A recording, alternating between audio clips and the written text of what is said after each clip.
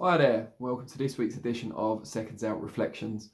I'm Danny Flexen. We're here every Monday 4:30 p.m. to talk about the boxing action from the weekend just gone. And obviously there's only one real thing to talk about this Monday, and that's the Saudi Arabian mega fight, if you like, one of the most eagerly anticipated fights of the year, the rematch between Anthony Joshua and Andy Ruiz Jr., which saw, and spoiler alert, I'm sure you've seen it though, most people have, Anthony Joshua regain the unified world heavyweight titles from Andy Ruiz Jr. And there's been a lot of criticism for Ruiz Jr. putting on a lot of weight between the first fight and the second, living the high life, enjoying his surprise status as champion. But it has to be said that as poor or as disappointing as Ruiz was, Joshua was excellent. He put in the game plan I felt was ideal to beat Ruiz, but I was never fully convinced that he was the man to execute that game plan. It involved a lot of mobility. It involved staying not just mobile, but disciplined for 12 rounds. Not get involved, even when he had success, not get greedy.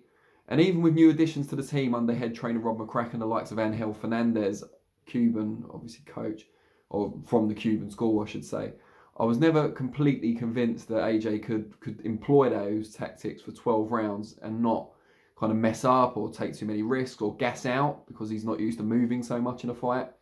Well, he proved me wrong, as I'm sure he did a lot of other people. He boxed with a very disciplined game plan. He kept it going consistently for 12 rounds. Landed shots, punch picked well, excellent long left jab, right hand occasionally, but not too often. Left hook, as Ruiz kind of came forward. Let's not get it wrong, Ruiz was a disappointment. He came in very slowly, didn't move his feet particularly quickly, didn't throw shots on the way in very often either. Threw shots, I don't mean at the way in, I should say. We don't encourage anyone to do that. But on the way into attack, he waited until we waited too long, really. He got into range, waited too long, got picked off by Joshua, who then moved laterally, either left or right. Ruiz really needed to put his shots together in threes and fours, throw more as he advanced rather than waiting until he was in the perfect position, until he was sure he was going to land. So, yes, he was disappointing, but Joshua had a lot to do with that. He constantly offset him with this rhythm that he had, moving left and right, circling the ring, a massive ring, which I'm sure he and his team, Joshua and his team, insisted upon. So that's another kind of tactical master stroke, if you like. And Ruiz was never really in the fight. There was no point when you felt Joshua was in danger. I suppose the biggest risk, as certainly in my view, was that he might gas out towards the last third of the fight. But he just never did. He stayed up on his toes, showed a really good engine, really good discipline, and fully deserved his victory. Wide scorecards and you know, no scorecard controversy for once as well, which was great.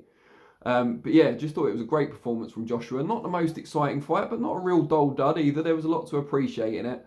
And yeah, Ruiz will be regretting that for a long time. Great, he lived a high life. And to be fair, if it was me and I had been kind of earning massive money for the first time, you wouldn't see me near a gym. I mean, you don't really see me near a gym now, but you wouldn't see me near a gym for years.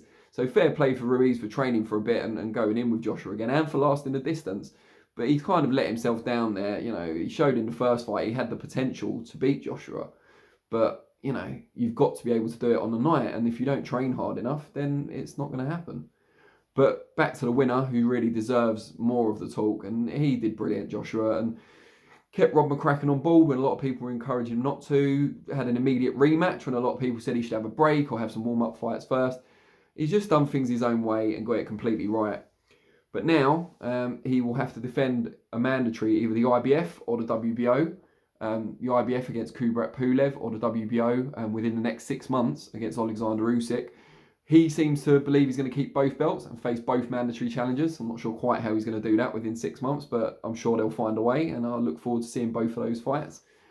Should mention the undercard as well before I go. Dillian Whyte came back after July and being cleared completely by UKAD, which must have been a boost for him, but he came in at a career heaviest weight and took on Marius Vac, who proved surprisingly competitive, although Whyte got the decision. We also saw Michael Hunter, who I thought won well against Alexander Povetkin. I thought he was too fast, too young, too fresh. Only had to settle for a draw, which was a bit of a surprise. So I'd really like to know how you guys scored that fight. Yeah, Hunter against Povetkin. But also, what did you think of AJ's performance? Who would you like to see him fight next? And what do you make of Ruiz? Can he come again? Or is that it for him now? Is he this generation's Buster Douglas? Really like to know what you think. So let me know in the comments below and I'll respond to some of them. I'll be back Thursday for Flexpectations, 4:30 p.m. and next Monday for the next ReFLEXions. at 4:30 p.m. also on the Monday. Always a pleasure, and I look forward to seeing you next time. Cheers.